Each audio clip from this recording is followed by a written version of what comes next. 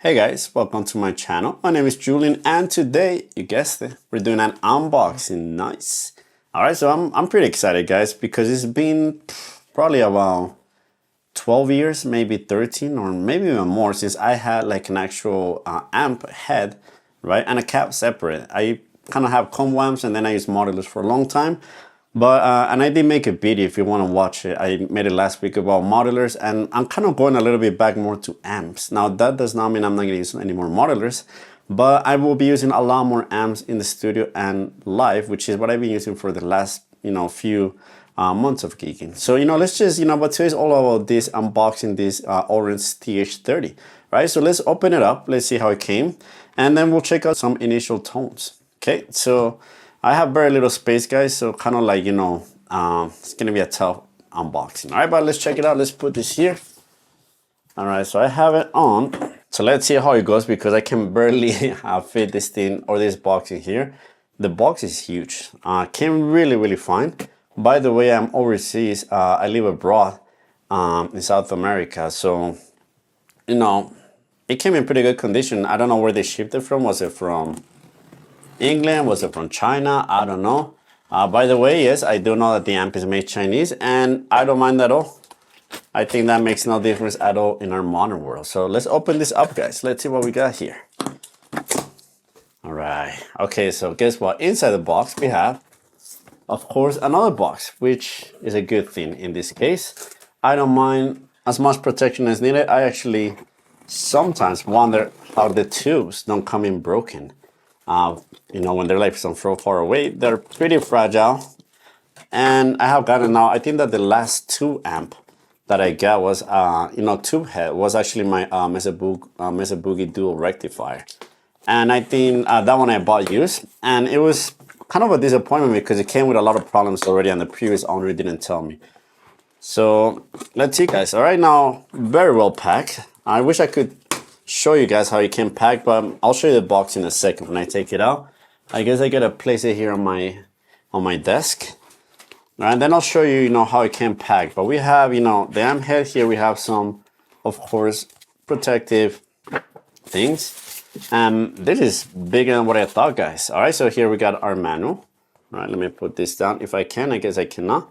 All right, manual, which by the way, I love manuals, especially. I do read all the manuals, by the way. Even if it's for like, pedals and stuff. So I do love that they put in the actual manual in paper.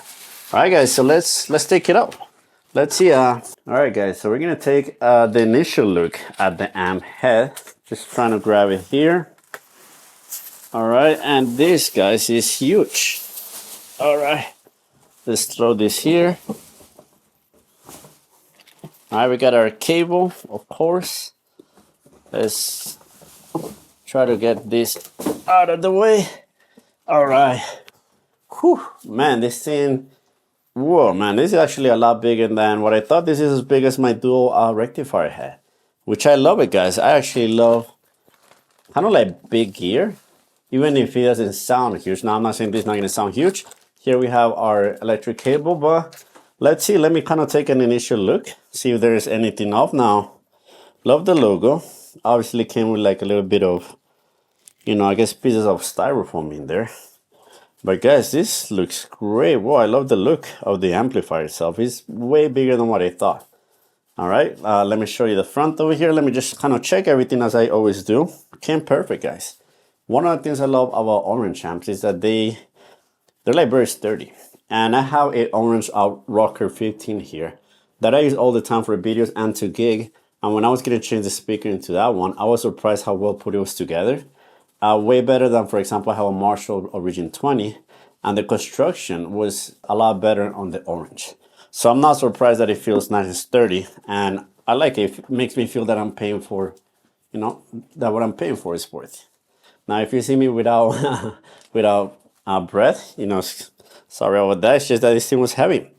All right, guys, so check it out. Here we have the front. Let's put it here so we can see it better on the camera. There we go. All right, hopefully you guys can see it. So it is huge, guys. This thing is freaking huge. Kind of the same size, I think, as a, like as a full, let's say like a 100 watt head. So I don't mind. I don't mind get big. Again, I'm not planning to gig with this a lot. Maybe if I get one really big gig, I might take it. But this is mainly for home use, recording, practicing. I will get an attenuator, of course, because I did get the matching cap. And the whole idea is to just do a lot more amp, you know, just play a lot more amp. Been playing a lot of modelers, and I will keep playing them, but I do want to like go back to amps because they're just like some magic that I cannot explain about them, just the way they behave, the way they take pedals, right? But looking at the back, I can kind of see the tubes. Obviously, there's a cover, which looks really nice, and everything looks good. I don't see. I mean, I will, you know, I'll turn it on in a second, but we'll also do the unboxing of the cap, right? But guys, it looks great. It looks really, really good. Switches feel good and sturdy. Everything seems fine, guys. All right, so this is it for the amp head. Now let's do the cap. All right, so give me a second. Let me just put this on the back, and we'll get on to our back. But I'm actually really, really excited and happy, guys. This looks a lot cooler, you know, in person than what I thought. By the way, the reason I was looking for like different amps, and the reason why I got an Orange is because here abroad, for some reason, Orange, thank God, is the only company that sells like, let's say, like, you know, bigger tube amps in a way. All of the other companies, Marshall or Fender, they just kind of sell like kind of like the smaller solid state ones, which are not bad, by the way. But I just wanted like a nice big tube amp head. I've been wanting one for a long time since I sold mine years ago. And here we go, we're back. And I do love Orange. I'm definitely an Orange guy. I also love Marshall, by the way. All right. Actually, I love all of the brands, really. They do wonderful work. All right, so here we go, guys. Let's open this up. Now, I was really, really happy with how the head came packed. Literally zero flaws. The packing that they have is perfect for it. And again, I'll repeat, I'm overseas, guys. I'm in South America right now. And it came perfect. So really, really happy with the packing. Nothing sucks more than getting new gear, especially if you live really far away in places where it's not easy to get it. And it comes damaged, right? Because then it's just a pain in the butt. On this one, we have our other box in a box, of course, which again, I don't mind. I know we have to help save the planet, of course, but in this case, these boxes will be good to produce. Now, I have very little space here. You might be wondering, like, you know, it can barely fit in there already, right? But the good thing is that I am moving at the end of December. Actually, yeah, pretty much on Christmas Eve, really. I am moving and I'll have a lot more space, which I'm very happy for because the videos are going to look better. And I'll have more space to like put my gear nicely and to kind of like show it, which I like doing. All right, now let's open this. Now, I have a Rocker 15, and I don't know if this cab is a 112 because the Rocker 15 is already pretty big. I mean, it looks like a 112, but I haven't had like a amp cab separate for a long time. So we'll see how big this one is. And this one, we won't check out how it sounds today because I do have to mic it up and things. I'll do it in the new house. Today, we'll just kind of plug in going through my Two Notes Captor. But let's kind of show what the cab looks like, how it came again.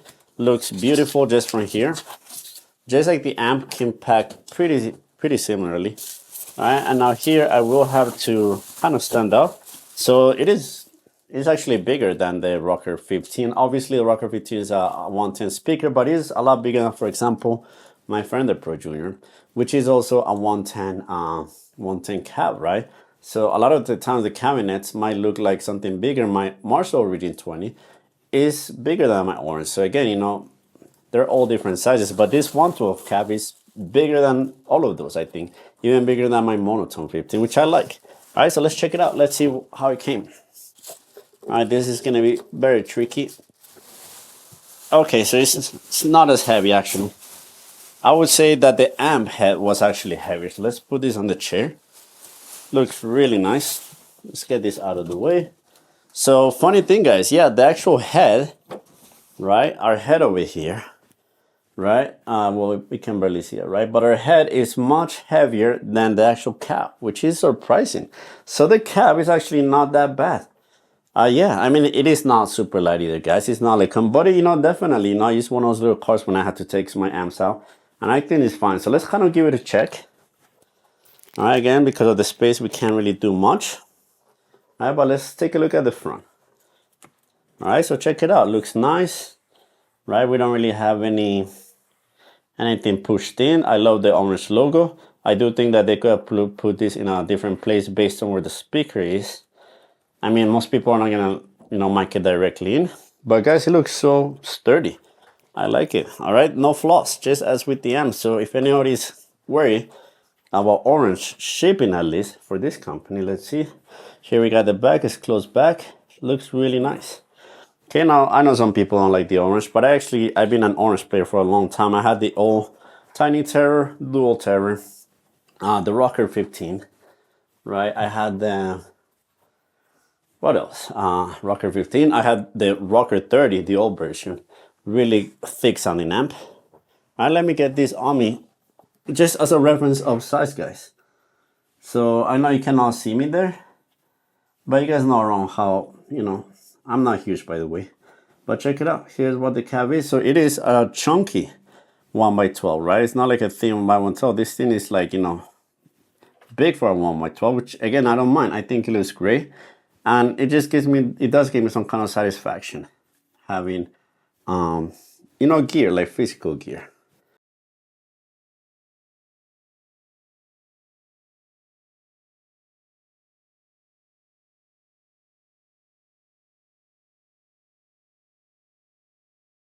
All right, guys, so let's see. This is not going to be like a deep dive, right? This is just like the initial reaction. I'm just going to see, initially what tones I can get. And then when I, know it a little bit better, find the sweet spots, then I'll do a full review on the whole amp itself.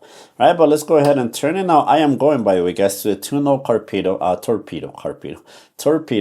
right? And that's going straight into my DAW. And then I'm just using a Get Good Drums, the Cali, right, vintage 30 speaker, which is usually what we do with speaker. I will also do later on with the actual cab mic'd up, but today it's just like going straight. I am cutting at 6K, by the way, because those frequencies after that are pretty fizzy. So let's get it into the full. All right, let's do a clean. Everything is halfway.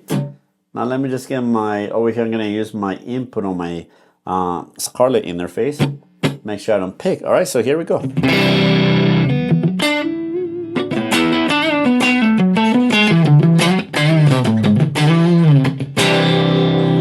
Right, now that's a clean channel at 12 o'clock. It's already giving me some overdrive. The overdrive is pretty nice, but I want a clean tone. So let's take it like, let's say 9 o'clock. Let's see. Okay, there we go. Oh, that's not really nice. Okay, that's nice. That's chimey.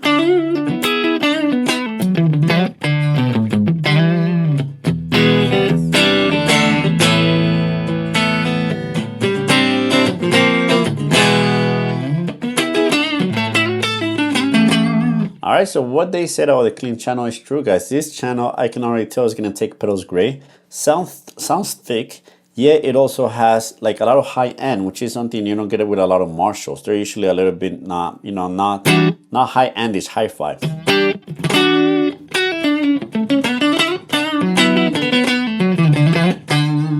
Obviously, I don't have any effects, so it sounds very dry, but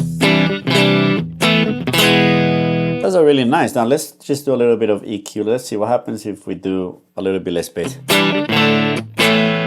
So on the Strat, I will actually think the bass is good. Now what about, let's take away some treble. Okay, I actually like that, guys. So on the treble, like, less than half, that's like 9. Sounds really nice.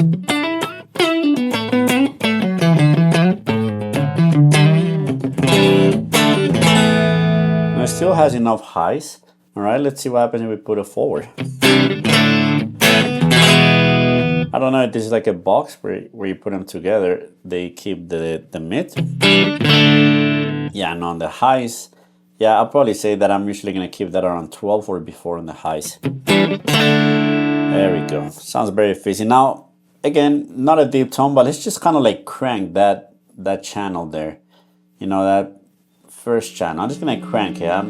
Let's just see how much gain we have on tap here.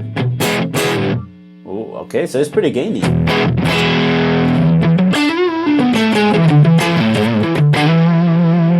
All right, that was on the neck pickup.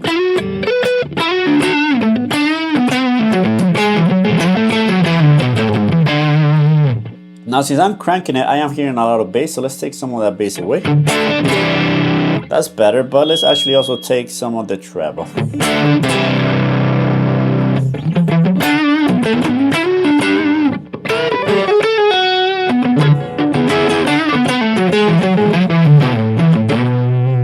Alright, let's do the bridge.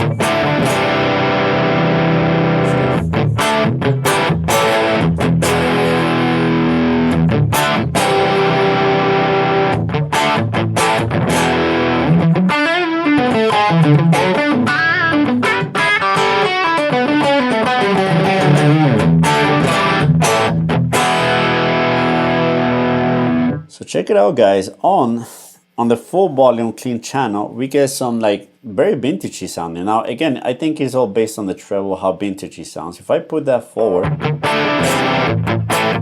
actually crank is not that bad.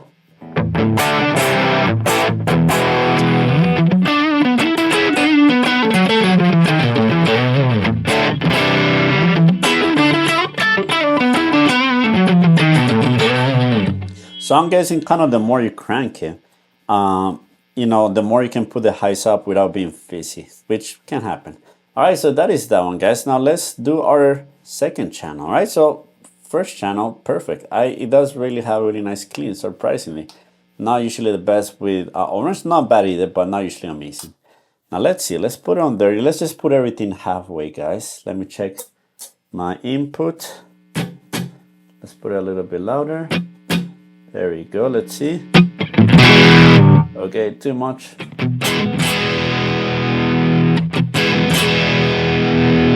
Okay, that sounds, there's distortion, but there's a lot of fizziness going on in there. So I'm guessing, you know, with the shape, again, it's just one knob. I will try with like a 10-band EQ because I do think you can open up so many other options. But let me just take that. Let's see what happens when I take it to 9.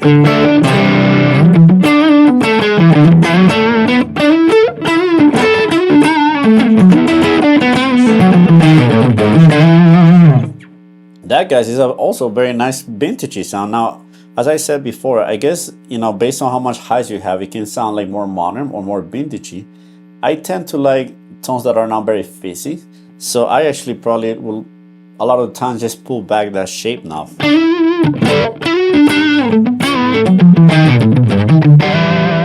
Now, some people say it just affects the mids, but to me it's affecting everything.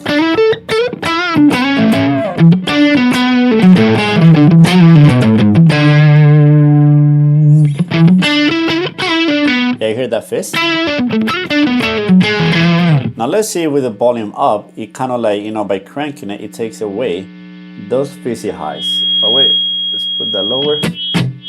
Getting some feedback. Okay, there we go. I had to put it in position 2. There we go.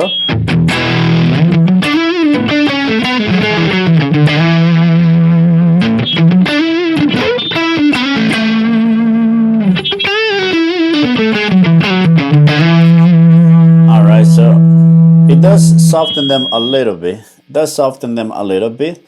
Right? But still, it is pretty fizzy. So I would probably, let's see, a little bit here with the full volume getting half.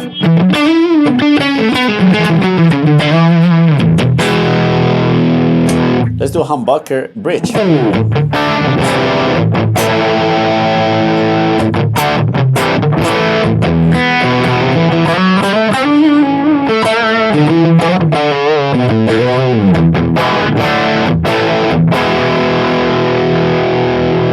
Alright, guys, so I am actually liking that. Let's see here.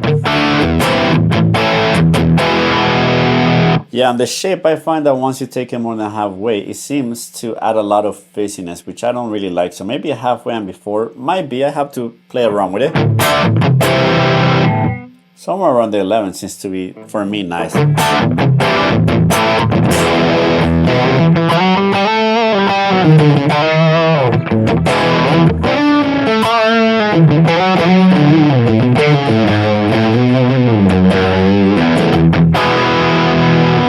Alright, guys, now let's see. So that's put the volume all the way up. Now let's kind of put the volume down and let's just gain it up, guys. Let's just see how much gain it has on tap. Let's just give that a shot. Alright, let me check my input here. Oh wait, need more. There we go.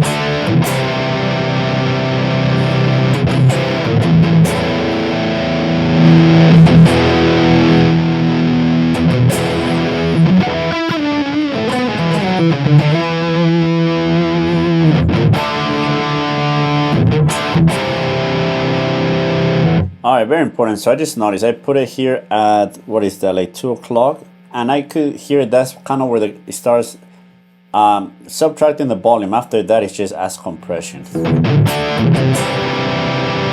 Right, it has a lot of gain on tap.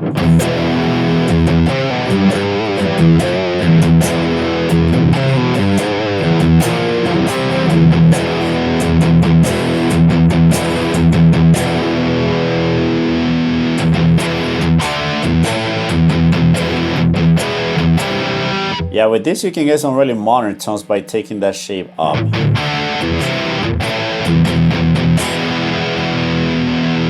It's not as fizzy actually, but let's see, because usually when you crank the volume, you get some of that fizziness away and it just gives you a fatter sound, sometimes a little bit too fat. So let's see, volume and gain, you know, pretty high around 2. Let's check our volume.